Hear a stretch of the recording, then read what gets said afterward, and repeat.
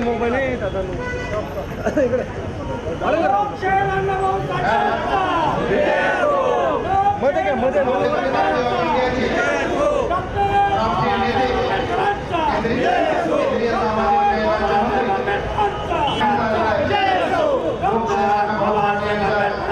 मध्ये अशाच पद्धतीचे निर्णय झाले, पण हायकोर्टाने सुप्रीम कोर्टाच्या आदेशाप्रमाणे त्याला विरोध केलेला आहे। त्यामुळे त्याला एकच उपाय असा आहे की संसदेमध्ये कायदा करणे, आणि त्यासाठी मी प्रधानमंत्र्यांच्या समोर इंडियाच्या मीटिंगमध्ये 2 वेळा हा विषय मांडलेला आहे।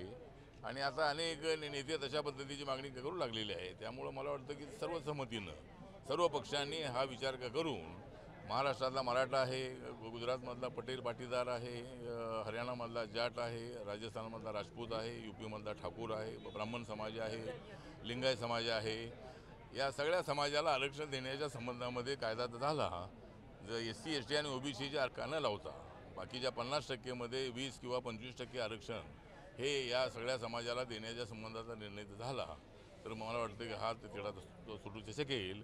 आणि त्यासाठी मी दिल्लीमध्ये केंद्रामध्ये मी मंत्री आहे आणि त्या ठिकाणी मी प्रयत्नशील आहे, आणि सर्व पक्षांनी त्याला पाठिंबा द्यावा आणि सर्व संमतीने एकमताने हा कायदा पास करावा, त्याशिवाय हा मराठा आरक्षणाचा विषय सुटणार नाही।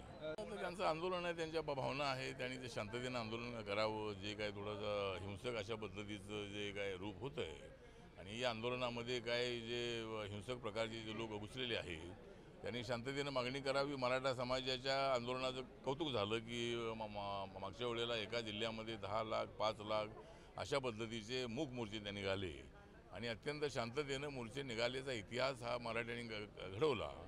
पण आता एका मुलाने प्रवरा संगममध्ये त्यांनी उडी टाकल्यानंतर त्याचा मृत्यू झाल्यामुळं मराठा समाजामध्ये वातावरण पेटलेलं आहे। पण त्यांनी शांतता ठेवली पाहिजे, आणि आम्ही सगळे तुमच्या बाजूने आहेत। कुठलाही पक्ष मराठा समाजाच्या आरक्षणाला विरोध करत नाही, आणि त्यामुळं मला वाटतं की आणि राज्य सरकार जे आहे, मुख्यमंत्री देवेंद्र फडणवीस जे आहे ते आपल्या बाजूने आहेत, आपल्याला ते आरक्षण मिळालं पाहिजे अशा भूमिकेचे आहे। त्यामुळे मला असं वाटतं की सरकारी प्रॉपर्टीचं एवढं नुकसान करून आपल्याला चालणार नाही, त्यांनी शांतता ठेवावी आणि आपली मागणी त्यांनी रेटण्यासाठी आंदोलन करायला हरकत नाही।